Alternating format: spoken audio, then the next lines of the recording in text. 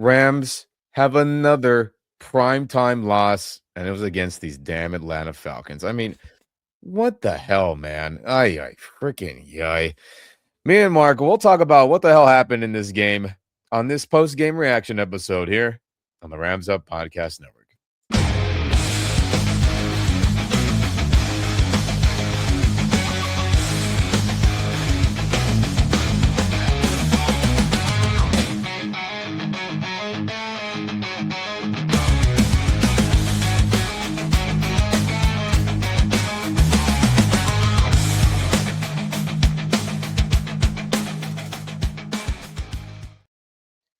What's going on, everyone? Welcome back to the Rams Up Podcast Network. I'm Ian. That's Mark. If you're on YouTube and you enjoy our content, like the video, subscribe to the channel if you haven't already, and turn on that notification bell so you don't miss any other future fun video from us throughout the rest of this insane 2025 season. If you're on the audio only and or podcast only side of things, hey, share the pod. Again, share the YouTube channel. Any of those options helps other Rams fans see our content. And me and Mark, we very much appreciate it. But Mark, why did the Rams do this to me, bro? They lose versus the Falcons. Oh.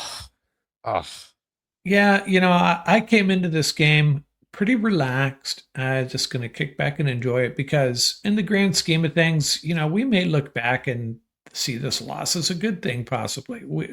In some ways, it could be. I'll talk about, the health of this team coming out of it. But, the Falcons, like we talked about, they are not a bad football team. And Bijan Robinson, dude, he is, you got to hand it to Bijan Robinson. What was our defense playing badly, tackling poorly? Maybe a little bit, but Bijan is an incredible running back. And he's the guy that put us in a hole, right? Well, and a little really weird pass from Stafford that got away from him. Yeah, I mean, we'll get into all that. I mean, guys, there's a couple layers to why this is bad. I think the one that people forget about, which does matter for the future past this 2025 season, Rams also lose a better Atlanta first round draft pick with this loss. Yeah, that's the extra stab in the back while you're down on the ground. It's like, oh, by the way, you're no longer a top 10 pick, which also sucks. But I mean, thank you, Atlanta, for that pick anyway. And, kind of cool to see Terrence Ferguson score on them when, he was a draft pick we used from them to be a good player for us. And he scored on them. That's kind of funny. We'll get to all that after. I mean, that's crappy. And then, guys, the Rams are 1-3 in primetime games this season. Embarrassing. When the national spotlight is on this team for the world to watch, they crumble. So let's go through it real quick. I know you don't want to relive it all, but Niners Thursday night loss, choked it. Call it what it is. Time, yeah. Well, Seattle last week, obviously the heartbreaker where they had a historic choke when they led massively in the fourth quarter. Tonight, down 21-0 at halftime, crawled back, but choked it for the most part. Didn't show up, regardless of who was out there and who wasn't. And then, Mark, forgive me as I'm getting pissy here. What was the other game I'm blanking on? The primetime game was the Tampa Bay. They won that one. They won that one. Oh, so those are the three. There you go. Right. That's how irritated I am. And apologies, everyone. I'm getting a little sick. If I sound a little nasally, my eyes are a little tired. This game was crying. Were you crying? Were you crying, Ian? No, I will shed no tears for this team the way they've been playing. Irritating. But anyway, the one game I was there for the primetime, that was nice when they beat the shit out of the Tampa Bay Buccaneers, which maybe they'll have to play it again in a couple weeks. So we'll see how that goes. But there's obviously some other things to, feel kind of bleh about. I'm not trying to add on more to your crappy night, everyone. Apologies on that. But I mean, Mark, we look at the scoreboard here. 1-0. Look at that. 0-0 to 7-14 quarter. I mean, ridiculous, dude. Ridiculous the way that first half played out. Yeah, this offense, there's no excuses. Although, there was an issue over there at left tackle, and I think Matthew Stafford, I don't know if Raheem Morris had something dialed up special for him in the secondary. I'd love to get your input on that if you look at some tape. Yeah, But I will later. Stafford did not look comfortable from the get go, Yeah, and DJ Humphreys, man, awful. and yeah. So, but yeah, I texted you my scoreboard push-ups. I was not getting a workout in with this offense, which is really surprising. It's just this isn't an excuse, and my camera quality is acting a little wacky. It's been stormy and weird down here in LA for a while. I mean, guys, it's when the Rams are missing key players on the O line, every time that's happened in the McVay era, 9 out of 10 times it's been catastrophic. The only time it's really worked out, maybe a couple. Warren McClendon this year has worked out. Bless. We are blessed that he's played great. Alaric Jackson, a couple times before he became a starter, right? Remember his first couple of years when he was undrafted. And then Joe Noteboom before he imploded, and now he's abysmal third string, guy now. Other than that, other than those couple moments here and there, anytime a backup O lineman has filled in for the Rams in the McVay era, it has gone so damn poorly. I mean, hasn't it, Mark? I mean, I can think of it. Lions game in primetime in years past. I mean, this game, Dedich and Bo Limmer in the Eagles game earlier in the year was abysmal, right? I mean, it's just when backup O linemen have to come in, it sucks, dude. Yeah, and it seems like the opposite isn't true. You know, we go up against teams, the 49ers, for example, that have backup offensive linemen, and they're in other teams, and they just do a much better job of Yeah. adjusting for rallying and protecting their quarterback, designing plays to protect their quarterback. But, the run game, you just got to go out and block people. You got to line up correctly, maybe not 2 yards, 3 yards off the line of scrimmage. DJ Humphreys was doing that. He could have got flagged for that many times, and I think they're just like, okay, we're going to throw every third time, DJ, you, but you better get up there. Yeah, so Yeah. it's And not been good. no, it hasn't been good. And a side note, which makes me feel a little bit better, as again, there's not many victories to celebrate tonight. Thank God this is the last time I'm ever gonna have to see this shitty ass bone in uniform. By the way, in case you didn't know, Rams are slated to have new primary uniforms in 2026. So that would be in the next 3-4 months, those will get unveiled. So word on the street is that the bone uniform will be shelved for something else, hopefully yellow, maybe an old school white, something. And thank God, I'm tired of seeing this ugly ass uniform. And today was the funeral for it. That's my one positive out of this, Mark. I'm tired of It, seeing that ugly ass uniform, and thank God it's the last time I'm ever gonna have to see it. Probably. isn't this the uniform they have a really good record in? Or am I That mixing it is up with? true. But I mean, think about it. They wore it a bunch in 2020 because that was the only away uniform they ever wore. 2021, that was their main away uniform when they won a Super Bowl. And then in 2022 and beyond, then they made it an alternate as they knew they screwed up by making that a uniform in general. So anyway, the side note, something to feel better about, everyone. Bone uniform, I hope I never see that shit again. But I mean, Mark, we'll get through this real quick here. I mean, that first quarter, right? The game starts out and you're thinking, all right, hey, good stop defense. Things are going well. Then the Rams just don't do Jack Tilly squat right after. And then the Atlanta Falcons have this long developing drive where, I mean, Bijan's just wide open in the end zone on that like a crossing route. And where Cameron Kitchens just looked like he was playing zone, Mark, and he just watched him go by. I was like, you got to be kidding me, man. Yeah, and he had missed a tackle on the previous play, I think. So Yeah. yeah, it was not a good back to back plays there for Kinchins. Yeah, so that was deflating, and I was like, "Man, that took forever." But hey, Rams get the ball back. They're driving down. There were some dumb penalties that were going on, driving, and then on 4th and 1, part of our DJ Humphreys hate tonight. And again, don't hate the guy. I don't know the guy. I don't dislike him as a human or that. But this was the beginning of the just absolute shittiness that he laid out there on the field. Totally whiffed. Again, I'll look back at the film exactly. Whiffed on an edge rusher. Was it a blitzing corner, a safety? I don't remember exactly off the top of my head.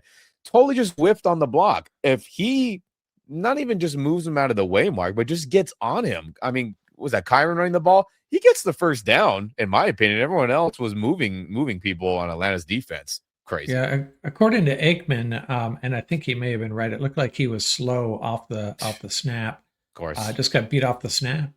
Yeah. So turnover on downs, where it's like, oh, it's gonna be one of those days, ain't it? Then after that wacky first quarter where the Rams don't score Jack Tilley's squad down 7-0, Falcons get another long drive going, but we force the punt. And I'm thinking, okay, cool. But then Matthew Stafford getting pressure, right, from the backups, DJ Humphries and everyone just not doing a good job. He forces it, and he throws a pick six to Jesse Bates, which is a player you and I pointed out in the game preview episode to watch out for. He's just still one hell of a safety, and he pick six. I mean, wouldn't Matt Stafford tie the record for most pick sixes with Brett Favre? I mean, what the hell, dude? I couldn't believe it at that moment, but I could at the same time. What about you, dude? Yeah, just Stafford did not look right the entire game, and that pass was just it was a bad decision and a bad pass. Nice. And just giving away points, man. I mean, that's the problem, man. Like when quarterbacks know a game is just not going to be in your direction, and look you can say they're professionals, get it together, but momentum is a physical and tangible thing in the air, in the stadium, on the player's sideline, coach's sideline bench. You know what I'm saying? And it feels like Stafford was feeling that pressure of like, okay, if I don't start making plays, like we probably ain't going to win this game based on how the defense has been looking. Long drives, right, that were giving up, whether they were scoring points or not. I mean, they weren't getting the ball much, Rams offense. So that was a moment where I think the pressure, the tangible momentum in Falcons, land was going. I felt like Stafford forced it to be like, I got to make a play to keep us alive. And it was just, he whiffed bad, man. Sucks. But, I mean, guys, after that, right, Rams defense holds on. We get the ball back. Nothing great again. And then, Matthew just says F it with about, a minute, 40-something left. It was under 2 minutes, right, Mark? Where he chucks it up to Xavier Smith and it gets picked off. I mean, I was like, why are we doing craziness on first down? Let's just get a drive going. We're only down by a couple scores. Not great, but it's at least get a methodical drive, kill some time. And look, I don't hate them chucking it down the field to get big plays, but I just feel like that was another forced thing by Stafford too, Mark. I'm talking about the momentum, feeling the pressure. It felt that way, man. Yeah, and we had a lot of opportunities downfield, and guys weren't really open. And then, that play late in the fourth quarter, someone was open. But there was the secondary of the Falcons did a pretty good job in coverage, I think, for most of this game. And that was an example. Yeah. And then you're thinking, all right, well, defense can hold on, right? No. Bijan on the very next play, 93-yard touchdown run. I mean, McCullough had a chance to tackle him, on it, and then forget about it. He was gone. You're like, oh, is he going to get caught? He was kind of slowing down, thinking he got it, and then he turned on a little boost to be like, no, you're not going to get me. And at that moment, I mean, 21-0, Mark, right? We run a couple plays after that. Nothing goes our way. Stafford gets sacked, and they're just like, yeah, let's call it a day. What a disaster. Again, let's pull up that scoreboard, everyone. 0-0, and then Falcons get the 7 and the 14 in that first half. It just, what a embarrassing first half that was. And I was sad, disappointed, mad, angry, whatever, all the emotions, but I wasn't that shocked. Isn't that kind of crappy to feel that way, Mark? I mean, I don't know. Yeah, I had a really weird feeling going into this game. But look at it this way, we don't want to be up 21-0, right? that hasn't worked out for us well either. So I was just kind of cruising, enjoying this game as best I could. It was not fun. It was disappointing for sure. I didn't, we were texting. I didn't have much hope for the Rams to rally because based on what we had seen and the Bijan Robinson's ability to control the clock, maybe, but 21-0 at halftime for this offense. 3 straight games over 500 yards, and then this makes no sense. I mean, Mark, it's just incredible how all the players we pointed out in the game preview episode made serious plays on us in that first half, right? Bates, Bijan, the linebacker, Caden Ellis. Neal. They all made fantastic plays, so that sucked. But look, I didn't have much faith going into the second half, and you and I were, like you said, text exchanging. And I was like, well, this is a disaster. Let's see if they got any fight in them.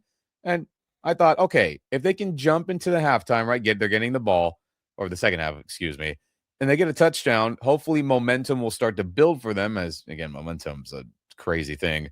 And I'm thinking, all right, they get a drive. They're completing passes, right? On 4th and 6, Xavier Smith gets that big catch, right? And I was like, holy moly, on that crossing route. Literally, Stafford Right. stepped up in the pocket, got it. That was pretty cool. How did you feel at that moment, dude? Yeah, it was, just looked like a glimpse for a moment of the offense we were expecting, right? So wide receivers running free, making big plays, middle of the Yeah. field. Yeah. So, I mean, that was cool. I'm like, all right, they're alive. But, a little bit later, old friend Leonard Floyd got us on a big sack on 3rd and 7 where, Dedich got put on his ass, I want to say, or him or Shelton when they were kind of combo twisting. And, Warren McClendon was trying to get 2 guys that had no shot. And I was like, gosh dang it. But, hey, Mevis made the field goal. But, I mean, look, at 3-24, I mean, who's feeling good at that point, Mark? I wasn't. Yeah, well, I was feeling good that we weren't getting shut out, but other than that, yeah, Yeah. I don't know. it No was bueno. it's And like then, a Jeff Fisher happiness, Jeff Fisher level.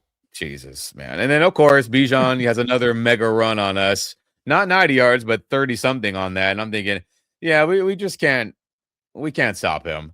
But luckily, we do get some other, stops. Penalty helped us out.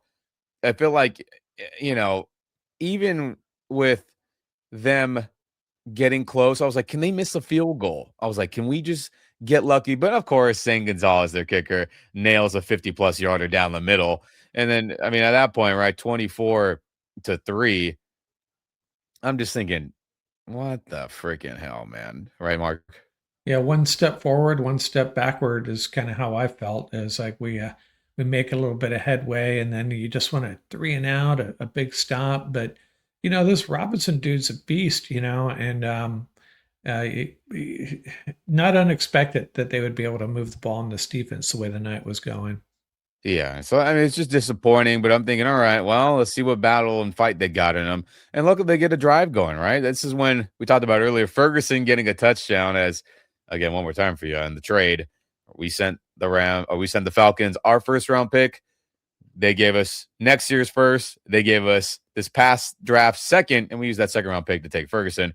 I sent a tweet. I was like, well, at least the pick Atlanta sent us, our player scored on them. I'm like, well, at least that's nice. That was my thought at that point. And it was a nice play design, right, Mark? It was the boot action. Stafford had time, kind of survey. And then you see Terrence kind of on that deep, very deep crossing around, almost looked like a post a little bit, wide open in the back of the end zone. I was like, all right, well, thank God on that. But, I mean, still down 10-24. You're feeling better? I was. I mean, how are you feeling then, Mark? Well, yeah, and I'm feeling better because I love to see Terrence Ferguson get involved. If not so much, his impact on this game. Obviously, that was a big deal. But to put this guy on tape to give defenses just one more thing to think about, because I think he's a real weapon developing for this offense. So to see him, gaining some confidence, getting involved, long term, playoff wise, it could be a really big deal. Yeah, and that was a superpower coming in, the receiving ability, and it's good to see him be a reliable pass catcher in this offense, and that was a good moment to see. And then okay, hey, 10-24. Things aren't terrible like they were going into half. I'm thinking, okay, they got some fight in them. Let's see what happens. They get a big drive going, right? Darnell Mooney has a big catch. You see Algier and Bijan get good carries. And then, hey, we force him to a field goal situation. It was a short one, 37 yards. What was it, under 40, Mark? I'm trying to remember exactly. But Yeah, it was. Yeah, it wasn't a long one. yeah, it was under 40 for sure of my memory here. And I was thinking, all right, just not enough. They just bent way too much. And then freaking Jared Verse makes an all-pro level play. I couldn't believe it, Mark. I couldn't believe it. Dude, bull rushes, gets through, gets the block on the field goal attempt, and then it bounces right back to him in his chest, and he takes off, throwing the peace sign to the Falcons sideline, and he looked fast as hell. I mean, what was that, like 75 yards on that return? That was crazy, dude. Yeah, it was. I think it was 73, and it was just crazy to see our standout unit in this game up to this point has been special teams. And Yeah. I don't know if it's the coaching, I don't know if it's coincidence, but yeah, it was pretty cool. Now But the play, to be real with ourselves, Rams are one of the worst special teams in the NFL, are worst in every category almost. And the Falcons are bottom 5 as well. So, yeah, right. if Yeah. anyone was going to get got, it was between our two teams. And luckily, Verse made the play and got them on that. But I mean, at that point, Mark, look at, Mevis makes his PAT. Great. 17-24 after the game was just a giant shit show for the majority of it. I was like, holy crap, is Atlanta choking this? I was like, out of all the teams in NFL that has a bad history of that, it would be them, wouldn't it? But I mean, dude, Rams, obviously defense go back out there, and then we jump to the fourth quarter, and I'm thinking, oh my God, they're still in this, Mark. I couldn't believe it. I couldn't believe it. And then, some big stops in the run game. I'm thinking, all right. And then Kirk Cousins whiffs it short, and oh my goodness, I was like, man, if we could have got the INT, I think that was the one Cam Curl hit right. him in the hands. It wouldn't have been an easy INT. I get it. You're diving, you're laying your body on the line. Look, I'm not acting like anyone could do that. But fudge, man, that would have been such a big difference in field position. And that would have been amazing. But we got the stop, though, Mark. And I'm thinking, holy crap, we survived it. I cannot believe this. So, I mean, what are your thoughts on that at that point? Yeah, there's throughout this game, as many low points as there were just so many just misses as well. I know. The two touchdowns that got called back, one of them we ended up cashing in anyways, and that play with Curl. I thought the same thing. He hangs onto that. We're probably stealing a W here in this game. Yeah, I mean, that field position change is just drastic, man. And so that didn't happen, but they got the stop. And I'm thinking, all right, there's a lot of time left in this game for us to get in a match that, tie this game up. So, hey, we're driving, right? Kyron's running the ball well. We're getting, chunk passes in the short passing game, which is cool with me, right? They didn't want to get beat deep up, but they were giving up stuff to Parkinson, Kyron in the short passing game. I mean, my God, the play where Stafford fumbled it when their first round pick, Pierce, went offsides, I was like, oh my God, please be an offsides. I was like, I can't believe it's happening like this, right? But, we try to run the ball. We don't get Jack Tilly squat. The line don't block good. And then, of course, it didn't end any other way. Rams say no field goal attempt. They go for it on 4th and 2. And then Stafford just gets baited by Watts again for the second INT of the day for Watts. He tried to throw it into Terrence Ferguson on a short little stop or curl route, whatever name you like to call it. And he read that perfectly. And I was like, you got to be effing kidding me, bro. I couldn't believe it, but I could. Yeah, and it wasn't as big a disaster as we initially thought, but yeah, just fourth down was at least two fourth down conversions we failed on that really big plays by the Falcons both times to shut us down. Quite the Yeah, bummer. it's just deflating. And truthfully, this is the problem when you don't have the faith in your kicker. Let's just call it what it is. Any other kicker that has done would or is at least above average, McVay's like, yeah, we'll take the points here. We'll take the positive momentum. But because he doesn't have the faith, and I get it, you have the faith in Matthew Stafford and him making a play and all that. But I think other times, Mark, I mean, tell me if I'm tripping on this, I'm wrong on this. I mean, let's just say it was 2021 Matt Gay. Do you think Sean McVay says, no, Matt, we're going for it on 4th? Do you think he would do that? I don't think so, dude. Yeah, that would have been, let's see, they're at the 27, a 44-yard field goal, almost a gimme for someone like Matt Gay or Greg Yeah. DeLeg. Again, And 2021 Matt Gay I'm talking about. Last time we had a good kicker. right. And we had and there was plenty of time to take the points, sure. I kind of Yeah. flip a coin. I think a lot of coaches in the league, Dan Campbell probably would have went for it. Yeah. Some coaches might have. And again, you can say, oh, 2020 is hindsight of you. And if they would have got it and they would have scored anyway, then shut your damn mouth. I totally get all that. But I just think in that situation, I feel like if Matt Gay was a kicker, right, 2021 Matt Gay, or any kicker that was worth anything on this team that was reliable and good, I feel like Sean would have kicked it, and then we would have got points. But instead, it turns into INT. You get no points on that, and it ended up being, a shitty outcome later, right? So no pick six, which is what it looked like when it was happening in real time. I was like, of course, Matthew Stafford, breaks the record for most pick sixes on the same day, and he stepped out of bounds. The Falcons got that sideline penalty, right? Some coaches ran into the ref, so they got backed up even more. They were going to be in a good spot field position wise, but then 15-yard penalty, and luckily, hey, Rams defense 3 and out, man. And I'm thinking, holy smokes, man, we are just keeping ourselves alive. I just couldn't believe it. There was just so many bad moments, Mark. And I mean, your thoughts going into when the Rams did get the ball back right after the INT and Rams defense get the 3 and out. What were you feeling there, dude? I'm just hoping that we see the offense that we, have grown accustomed to. Yeah. That we just, find Puka, get Kyron the ball a few times and wave Stafford's magic wand, and we're in the end zone. Like we've become very spoiled. And then we see games like this up to this point where it's been such a struggle. But I was feeling pretty good about our chances at this point.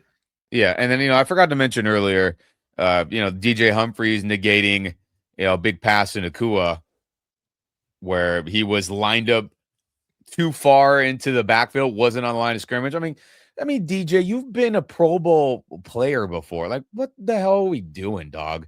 It's godly, man. It's just a disaster. Because I say that as we get to, some other moments coming up here. So Rams get the ball back down by a touchdown, plenty of time left. And I'm thinking, all right, let's just get some freaking momentum going. And Kyron Williams was balling out in this drive, right? Had a big 10+ yard run, was catching a lot of passes short in the passing game, right? He had like a 20-something yard short pass that went. He had another 7-8, yards on another one. And then Nacua catches an awesome touchdown down the middle. Right? Stafford throws an accurate bomb. Nacua high points it, gets it, beats Bates and the other safety. But of course, DJ Humphrey blatantly held on that. I was ready to throw my phone, dude. I was like, get this guy out of the starting lineup. Bro is single-handedly blowing offensive great drive or potential scoring drives.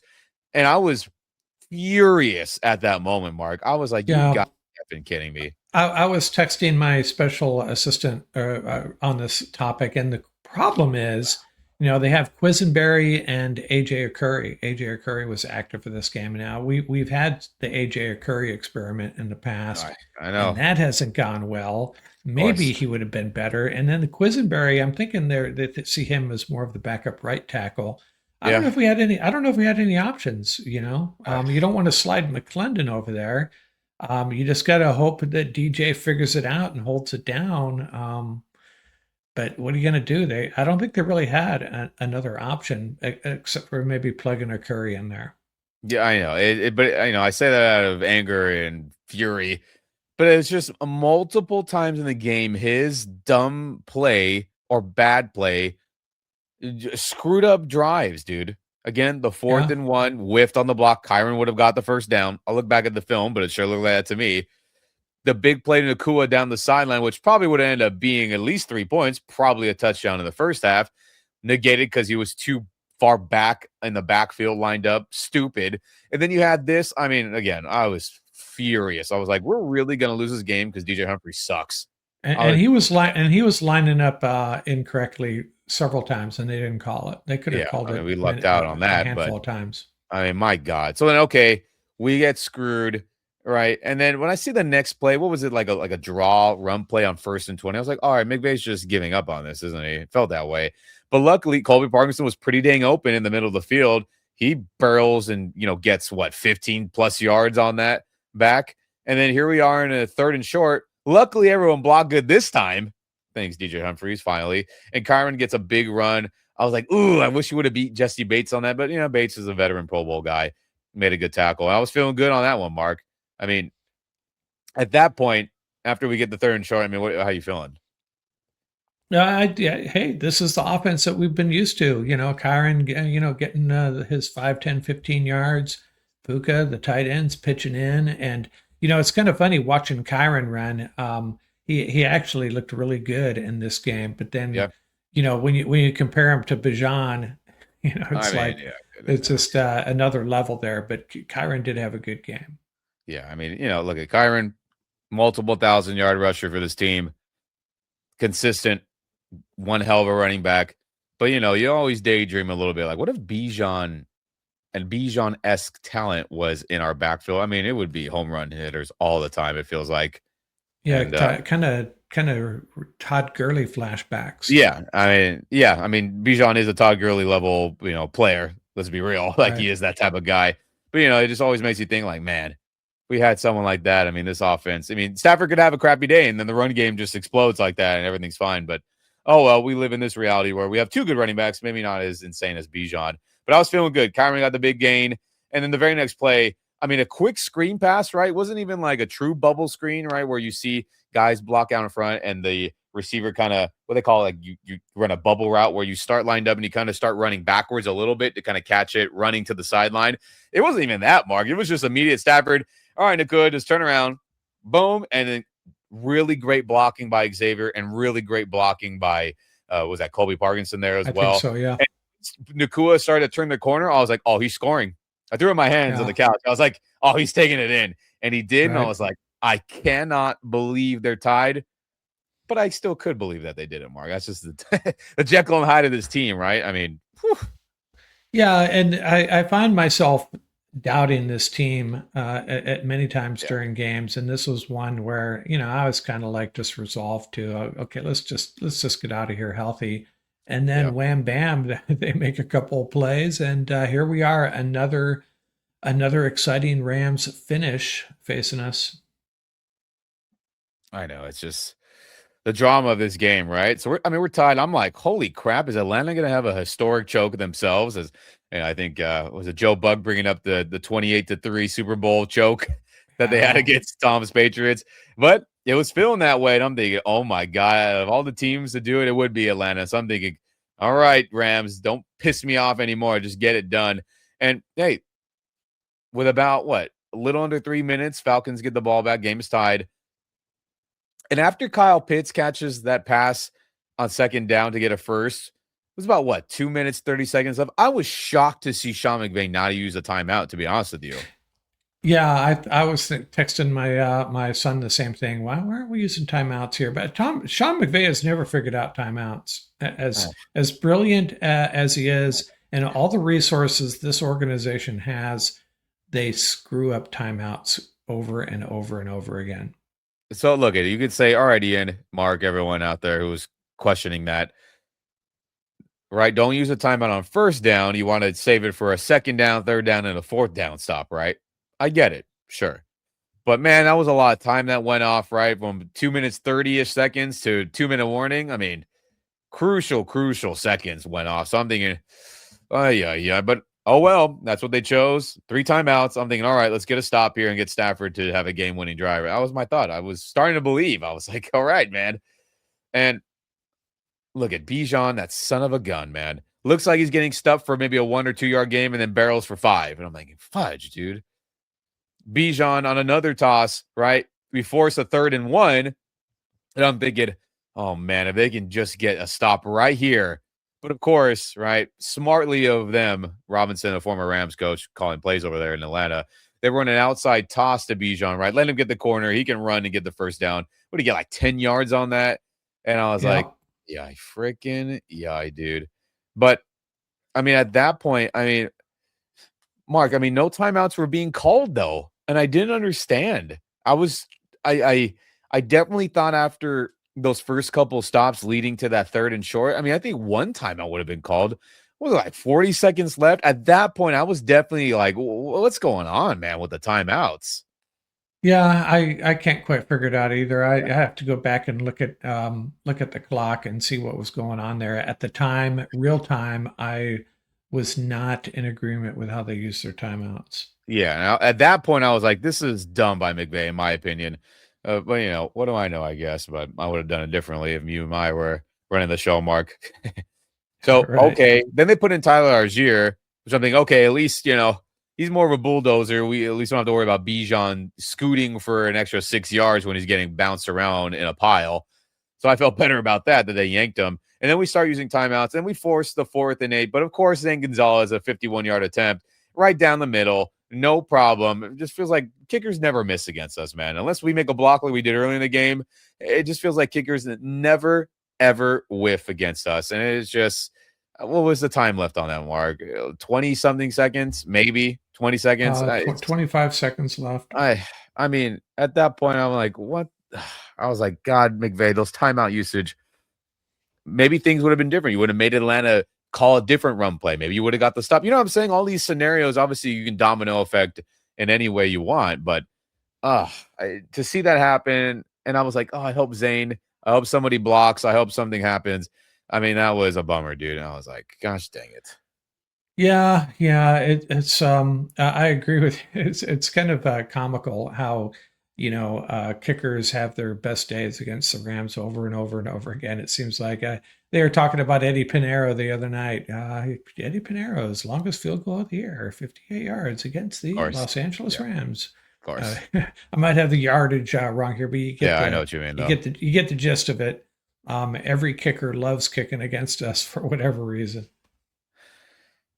Special teams curse lives on. But I'm thinking, okay, well, no timeouts, 20-ish seconds left. I was like, if somehow we can get a big chunk play, right? You're hoping maybe for a defensive pass interference. Maybe some people miss a tackle and we get out of bounds. So, we just advance the field because, look at Atlanta, and I agree with broadcast. Stupid of them to kick it into the end zone. Why not it into the field of play? You'll burn another 5-ish seconds or so. At least Rams aren't good at returning as of this year. And if things do go well, they always get called back because of a hold or a block in the back or some dumb shit. So I was like, cool. Thanks, Atlanta. You helped us out big time on that by kicking in the end zone. So I'm thinking, okay, we start at the 35-yard line, right? It's not the old rules where you're 20, 25-yard line. You don't need that much yardage to at least get a Hail Mary or even a long field goal attempt. So I'm thinking, okay, let's see what happens. And on the very first play, everything went beautifully and Stafford just whiffed. I couldn't believe it, Mark. Xavier Smith left wide ass open on the corner route. If Stafford just lays it out there, and he tried to laser beam it, maybe, I don't know, got excited, said, holy shit, just like get it off before maybe I get hit, whatever. I don't know.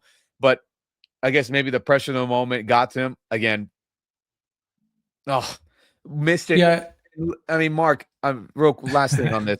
If he makes this completion, there is a serious chance he scores on this. No one was around. Even if it was a little layup, right? And he scoops. Xavier's fast. He probably runs it in. If not, he's down at the 5-yard line or something. I couldn't believe it, dude. Yeah, a couple of things on that play. Oh, really just one thing. I have a feeling, and this is no excuse for Stafford, that Xavier was supposed to break it off clean to the sideline, and that was what he expecting. But still, he sees the receiver wide open, Matthew Stafford, get him the ball, and it was really disappointing. It looked like to me, he's going to catch it. He's going to make one turn upfield, and he's on his way. He probably scores on everyone. Again, it doesn't have to be some laser beam. I mean, if Stafford's just like against Seattle the week before when he was wide open and Stafford just kind of chucked it up. He didn't try to throw let me catch him in stride and miss on it, right? Remember the big play Xavier had against Seahawks the week before? Literally just do that. And again, I'm not the quarterback in this pressure moment, but I'm just saying it feels like, man, Stafford he whiffed on it, man. The pressure, who knows what it was. He just threw way too much. And you might be right, Mark. Maybe it was an out route instead of a corner route. But I think when you see it that wide ass open, right, yeah, the pass, right? Just hit him, let's just get the yardage. Because again, let's just say he doesn't score in that. You're in field goal range and you can run another play, maybe to take an end zone shot. I mean, I couldn't believe it, dude. I couldn't believe it, but I could as well because the Rams do this to us, right? Just make it dramatic. Yeah, so that our best player basically choked. That's the fact. And look, anyone who was an MVP stand for Stafford, and me and Mark have been those guys. I mean, look, if anyone wants to argue that he shouldn't win it, well, how can I argue against that after tonight's performance from him? Well, yeah, let me say something about that, though. They're throwing up those stats compared to Drake May, and Matthew had the edge on him in just about every category except wins and losses. And what they failed to mention is the Patriots have have had the weakest strength of schedule in I the know. entire league, I and the know. Rams have the most difficult. And you look Yeah. at the quarterbacks that Drake May has gone up against compared to Matthew Stafford. So there's that. Yeah, I know. I my vote still goes to Matthew Stafford. I get it. But when you have multiple picks, you whiff on a wide open pass, right? I think if he makes that pass at a touchdown, then it's like he is an MVP. Look what he did. He got us back throwing touchdowns and getting, you know what I'm saying? It's just like I couldn't believe it, but I could because that's how the Rams have been doing us dirty all year, everyone. So that's the very first play. I'm thinking, oh, that was our chance. I was like, we effing blew it. And then the very next play, Matthew throws a laser beam to Nacua on the sideline. I was like, did this man just catch that? I couldn't believe it, but I could believe it, everyone. Nacua, it looked to me, man, until they showed that last camera angle, I was like, son of a bitch, he did lose the football. It was amazing. I was like, oh my God, Mevis is going to have a chance to kick it. And I thought maybe Rams would run one more play, maybe like a quick out route to get another 5-6 yards to be a little easier. But after review, it was incomplete. I'm like, oh my God, we just can't get it our way, dude. I couldn't believe it, Mark. Well, and you skipped the play to Atwell, what looked like it could have been pass Oh, interference. you're right. You're right. I'm getting that's how There are three irritated plays I'm getting there, on that. the three crazy plays You're right. there that So let's all rewind on that. Apologies, everyone, as my brain is scrambled from being sick and I'm watching this meltdown by the Rams again. So that happened with Nacua, the Xavier Smith whiff, and then my God, look it. We've been 2-2 defenders on this channel for years. I still believe he should be getting serious snaps because he's a fantastic asset on offense. The speed, the deep threat, causing defensive pass interferences like it should have been on that damn play. I mean, the referees in the NFL this season, Mark, have been horrible and inconsistent. yeah. It is embarrassing that the NFL that makes a gazillion, trillion, million, bazillion, la la la. How many zeros can you draw on a wall? That much amount of money, and they still only want to hire part-time refs, not do full camps of them to educate them, to get them better, to be the proper adjudicators for the best sport on planet Earth. I cannot believe it that they whiffed that badly on a PI on 2-2, where it was clear and obvious. This wasn't one of those subjective, excuse me, where it's like, you're a Rams guy, so you're calling it to be ticky-tacky and you hope it goes your way. Literally everyone on football planet Earth agrees from an objective point of view that was PI. And these damn zebras, I'm going to call them that. Puka Nacua was right talking shit about them. They continue to blow games and have terrible calls, not just in this game tonight, but in all NFL games. And that was a moment right there where it was clear and obvious Tutu's arm was getting held and getting shoved down where he could not make a play. He was being interfered. And now you got me going, Mark, and everyone out there. Forgot about that play as my brain's been scrambled. And there was the other play too where Puna Ford's helmet got pushed off. Is that as obvious a hands to the face as you're ever going to see? His helmet's on the ground. I can only laugh. Mark, Ramley out here. I mean, it is. I get it. Rams have been the least penalized team. Have we gone away with stuff? Absolutely. And that's just the truth. Let's just be real about it. But I think when things are so clear and obvious, refs are just so scared in late game situations to call a penalty. I think you hear the narrative all the time of like, I can't believe the refs threw a flag on that moment. That wasn't holding. That wasn't pass interference. This was objectively pass interference. You could argue in other games that they're not, which I agree with. But in this moment, when it's obvious, they don't call. I mean, of course. Yeah, compared to, I don't know if you saw the end of the Charger game where the Charger got called for pass interference or illegal contact, I think it was. And there's some bad ones, dude. I was watching that. I was like, are you kidding me? You're just basically closing out the game on that call. It's just awful, man. And the Rams just don't get these calls to them ever. Right? Whether it's Nacua in the Lions wildcard game where his jersey and shirt are literally being pulled. Literally. No call. You get this game. There's other times I'm blanking on it, but thanks for reminding me about the 2-2-1 mark. But it's just that the Nacua non-sideline catch that I thought was a sideline catch. I mean, they just to have that end like that again in this devastating heartbreak. And of course, at that moment with in less than 10 seconds, they had no shot to complete that. I know Stafford was forcing it to be an incompletion or to try to get like Nacua back shoulder fade, get another toe tap, and maybe have one more second to do a Hail Mary. Now, if the Rams really wanted to fight for it, there was 1 second left on the game clock. There was. Like the ESPN replay and with their personal clock in tune with the game clock, the ball was incomplete with 1 second left. The 1 second ran off because, the ball was kind of rolling around the ground. So, look, if the Rams really wanted to fight for that, but Sean McVay and them, they were defeated. They were done. And, that's your ball game, everyone. Let me pull up the stat sheet here again, the scoreboard. 27-24. Rams should have never been down 21-0, Mark. Should have never taken this almost, another historic comeback for them to win this game. But at the end of the day, they deserve to lose, right? This team is just so inconsistent, Mark. I don't think they're Super Bowl. I don't. Yeah, well, right now they're in a rut. They're 2-3 over their last 5 games. That doesn't mean they can't get it back together. Like someone mentioned several weeks ago, are the Rams peaking too early? Well, maybe they did, but there could be a second peak coming. We can only hope. This team is still super talented, and when you look at their season and the way they've lost, to try to put if there's a way of putting a positive spin on the season so far, they have 5 losses. So 2 of them are in overtime. 2 of them were by 3 points. Carolina and this game, both of them both where we had opportunities to get stops and win the game. And the other one, a 7-point loss, was only because of the blocked field goal at the end that was ran back. So the Rams are in every game, and they're going to be in every game, and they just need to make the plays. They need to. The defense needs to step a little. It seems like the pass defense was pretty good today, and I don't know if they were taking away the pass game and hoping their defensive lineman could handle Bijan.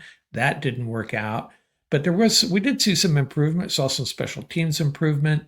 The offense is really what let us down in a 93-yard run that we gave up. But I'm not giving up on this team. Don't say yeah. And again, anyone out there is like, all right, Ian's being negative. Let's just be objective. Take off the blue and yellow, shades on. This team is playing its worst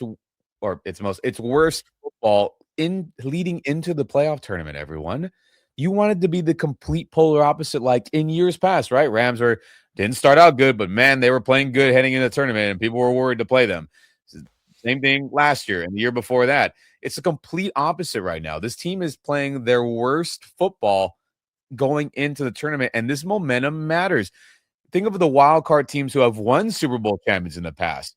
They started out slow, and then they were playing good ball into the tournament, and they continue that to host a Lombardi Trophy. We're doing the opposite, which is why this inconsistency, as of today, I take off the yellow and blue shades, and I say this is not a Super Bowl team as of tonight. Yeah, but do you think the result might have been different if Alaric and Kevin were playing? Look at possibly, but the point is though, it's no excuse though, Mark, because it is true. If Alaric Jackson's out there, DJ Humphrey's catastrophic play tonight leads to scoring plays and more touchdowns and points.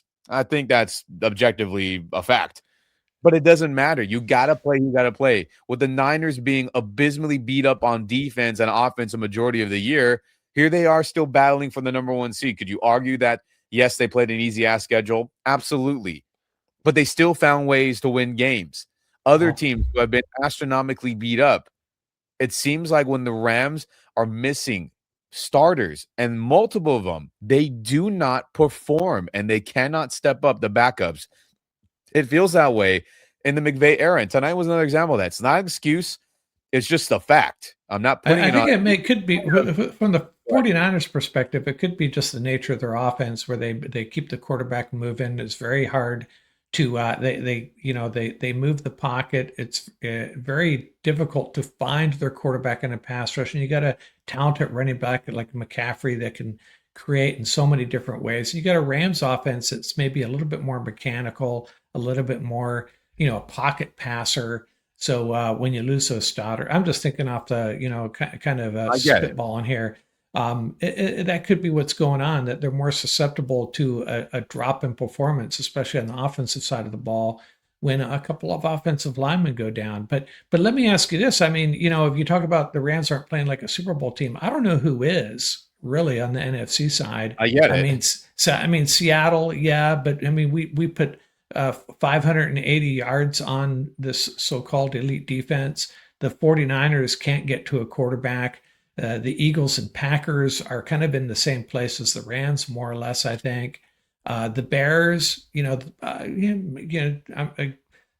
I can't say a whole lot about the Bears because I haven't watched them a whole lot, but Yeah. I don't think they're necessarily on the fast lane to a Super Bowl title either. Yeah, So I know. I I get think it. the NFC is still I get wide it. open. It really is. No, I look at it. I don't disagree, but I mean, what are we going to get every week? You don't know. Is special teams Right. going to be a disaster, worse in the league, which they have been pretty much the entire year, other than today? Is defense going to bend but not break, but allow a big run on the ground? Are they going to let up a big chunk play? Are they going to not get the stops in a crucial, end of game scenario? They haven't been playing well the last month. Is offense going to have a day where Stafford's a little bit off or way off like tonight? It's the inconsistency. And the teams that they obliterated were a majority of them were bad teams. Now, you can say the Jacksonville game in London was the most complete game, which was great to see out there in London. But I mean, as of right now, I mean, Mark, I just can't objectively say this is a Super Bowl winning team. I just can't say it. Can they still win win multiple games in a tournament? Sure, of course they can. Can they still win a Super Bowl championship? Sure, guys, of course they can. But what we've been watching the last month leading into this tournament, this is not a consistent football team. And every week, we don't know who's going to show up and who's not going to show up. And that is not the DNA of a champion. I think that's subjectively just a fact, right? I don't think I'm tripping on that. Am Yeah, I? no, I see. I understand where you're coming from, but I think things can change in a I agree. week. Things can change in 2 weeks. That's And true. this team, I still like the culture. I still like the guys we have on this roster, the leadership. But yeah, you're right. They need to straighten some things out for sure. Yeah. And then with that said, everyone, I mean, real quick before we jump into some other kind of fun, quick stats before we get out of here, because I'm ready for this day to be over so we can get on to the week 18 matchup.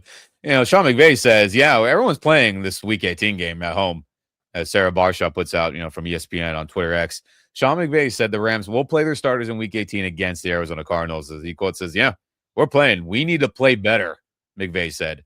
Yeah, no kidding, Sean. Let's get the troops ready to go. I mean, my goodness. And for anyone else out there who is kind of confused with possible playoff seeding scenarios, I thought, Mark, after this loss, we were locked into the 6th seed. I thought that. And I was like, well, we deserved it. But and I didn't know this, and we were talking about it before we jumped online with everyone, that Mina Kimes, and I saw this and I mentioned it to you, she was having a back and forth with some fans as a fan replied to her original comment about the Rams playoff scenarios and said, hey, Mina, like, you're actually wrong. And the Niners lose and the Rams win. The 49ers could still get the 5 seed because they have the tiebreaker in conference record, which is what I thought. But Mina says, no, no, no. She quotes here on Twitter X, common games is the tiebreaker before conference record. Rams would have the edge to claim the 5 seed if they beat Arizona and Niners lose against Seahawks. I didn't know that, and I'm kind of shocked that that's a thing, to be honest with you. I didn't. I knew that. I did know that, and I talked about it a couple episodes ago when I threw some stuff up there. No, But I basically just let it go. But hey, man, if you're going to tell Mina Kimes, actually, you're wrong. You better you better be right. And in this case, I would have phrased that a little bit differently to Mina if it were me. But I that's mean, just me. so be it. But okay, everyone, the 5th seed is still alive for them to get a rematch with Carolina, more than likely because Tampa is imploding. But you never know. Baker might turn it on and play well. So who knows? But before we get to all that other talk on that, excuse me here. I mean, how about some quick stats of the game before we put a bow on this giant L? I mean, the total yards, Rams outgained them. Stafford had the 3 turnovers, which was awful. The first downs, Rams had more. Falcons had more penalties. Rams and Falcons both had the same third down conversion, 5 for 13. Rams were 1 for 4 on 4th down. I mean, isn't that very telling, Mark? I mean, my God. Not good. I mean, the miss on DJ, the pick. I mean, there was just a lot of just bad execution. Red zone percentage, right? Rams offense 1 for 3, right? They were a top 5 unit, blew that. Uh, Falcons were 1 for 2. Time possession, right? Rams edge them out by 20 seconds, 30 seconds or so. But I mean, this is what's the most upsetting, Mark. I mean, if you're on YouTube, you can look at this with us. I mean, it's okay. Matthew had 270-ish. He had the 2 touchdowns. Probably should have had the game-winning third. Had the 3 bad INTs. Kyron only had 13 carries, but he almost had 100 yards rushing with 92. Why not run the ball more with him, man? I mean, golly. Then Kirk Cousins only threw for 126 yards, and he wasn't sacked one time, though. I know there was times he got pressure and all that, but damn, bro. I don't want to hear any more of the fearsome foursome, baby fearsome foursome, like the LA Times article and that NFL Prime feature. I mean, zip it with all that, everyone. They're not on that tier. They're not Pro Bowl consistent guys or Hall of Fame level guys. They're not getting sacks all the time. That pisses me off. And then Bijan Robinson, one more time for you, everyone, had 195 rushing yards and then 229 total yards. My God. And then good. Foot and others get the sacks on us. And Cameron Curl should have had a pick, but he had his 9 tackles. Diablo, linebacker, at 10. It's just irritating looking at the Cousins stat line, Mark, and we lost. I know. Yeah, I mean, it's all about Bijan. A 93-yard run for a touchdown and a pick six. There's the game right there. And all the other things that went against us, you can't do that. You just can't do it. Yeah, that's just the truth. So those are your basic stats. But again, real quick, you can pause this here with us and look at all the main stats. Again, Blake Corum got hurt. Ronnie came in. Hopefully Blake's going to be okay. Kyron was a little banged up. But, I mean, Kyron averaging 7.1 yards per carry. And we wanted to throw the ball almost 40 times with Stafford. I get a lot of them were late game stuff. But, yeah, freaking McVay. This is another McVay special game, right? Run game was working, and we got away from it, right? Your quarterback wasn't on point. Yes, he made big plays, but if the run game was cooking that much, and again, in those fourth and short situations, they weren't, but overall, the run game was I mean, look at that. And, Xavier Smith having 67 yards is nice. Nacua only had 47. It's just irritating to see, Mark. Yeah, I know. It's again, I think Matthew Stafford was off his game, and he can't afford to be off his game when we get to when these playoffs start. He's got to get his act together. But I'd be interested to see if you have time to do some film analysis to see what the secondary was doing, because it seemed like he was getting happy feet, having trouble finding open guys, and that led to some mistakes. I know. It's just, man. It just is a bad day for Stafford, and the MVP stuff is probably toast. Unless he throws 5 touchdowns next week and it looks good, then maybe it's still alive. Maybe. We'll see. But, real quick with the Atlanta. I mean, again, one more time for you. I mean, Kirk only completed 13 passes for 126 yards. He had the wide open touchdown to Bijan, which is irritating. And then, of course, Bijan with the 200+ total yards rushing, receiving. I mean, if you look at the receiving, though, Mark, I mean, Darnell Mooney, David Stills were the guys who got you only for a couple catches each, right? 3 for Stills. And then, Kyle Pitts and Drake London didn't do shit. And you still lost. It's just irritating, man. Irritating that's all unfolded, man. Yeah, I mean, as successful as they were on the ground, they're like, why are we going to drop back and throw it? I get it. Freaking A, dude. So, I mean, there you go, everyone. I mean, real quick for you, you want to see the scoring summary? We got that for you. All right, first quarter, you can see all the big plays here. Touchdown, touchdown, touchdown. Godly. And then, Rams get a field goal finally in the third. And then, then things start to go our way. Field goal, couple touchdowns, Nacua late. But that last field goal by Zane Gonzalez on the defense couldn't get the stops needed to make that field goal. At least, 55 or more. But Zane, good kicker. He was going to nail that anyway, right, Mark? So it's just a bad loss, man. A bad loss. Yeah. But I think on the upside, I think we came out of this game pretty healthy. There was a scare there with Blake Corum, but he was back on the sideline. I know. Nate Landman left for just one play. I think everybody else that I'm aware of came out of this game healthy. Devontae Adams looks like he could have gone if they really needed him. So Yeah. we're getting healthy. We're a healthy squad right now, if, pending anything we learn tomorrow. But so that's the good thing about this team. Yeah, tough loss, but still in a good place. Man, I ready for the playoffs to begin. Yeah, no shit, honestly. So again, one more time for you, everyone. There is a lot to play for, as Rams. Sean McVay said, "Yeah, we're playing. We're not playing good football. We gotta go out there and execute," which I'm in favor of. No resting, no none of that shit. Everyone's got to go. No one's playing consistent football heading into the tournament. And then Mina Kimes says, "Hey, Rams can still get the fifth spot." So on Saturday night, everyone, whatever black football magic you can pull off to have Seattle beat the Niners on Saturday night, that because they'll play before our game, right? We're still on Sunday, I believe. Right, right. So we'll know. I guess we'll know if starters are going to play or not. McVay says as of right now, but I guess what does it matter if we're still going to be the sixth seed going into the Sunday game? So keep your eyes out for that. Yeah. If McVay has a change of heart, waking up Sunday morning, right? Let's be real. So as of right now, Rams have something to play for. You got to root for those sea chickens up there. And again, I say that kiddingly for playing for fun football shit talk, but got to root for the Seahawks, Niners, right? We don't want to see the Niners get the 1 seed anyway and have home field advantage. Screw them. And how sweet would it be to go up there for the NFC Championship game and knock out the Seahawks and go to the Super Bowl? It'd be sweet to go to Santa Clara too, but I think that overtime game left a little bitter taste in my mouth. I think Yeah. that'd be a great opportunity. It's all Yeah. about So, the opportunity, and the opportunity is there for this Ram team to do great things. Yep. So, look at the fifth seed is still in play. I'd rather play the winner of Tampa and Carolina than go to Chicago in the cold or go to Philly in the cold, at least in round one. Let's delay that at least one more week. And of course, could the Rams be inconsistent and lose to the NFC South winner, Tampa or Carolina? Of course. Yeah.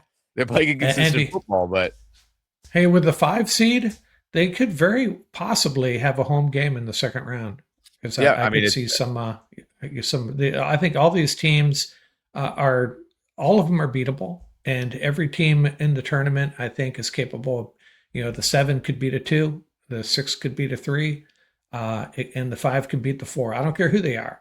It could yeah. all happen. It's not like some years where you kind of like, oh, we know how this game's going to go. I don't feel that way about any of these games.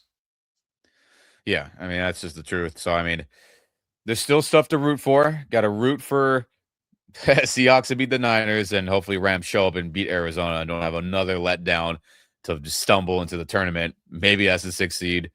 Hopefully not. But another primetime game. One more time for you. Rams 1-3 in primetime games this season. How fun.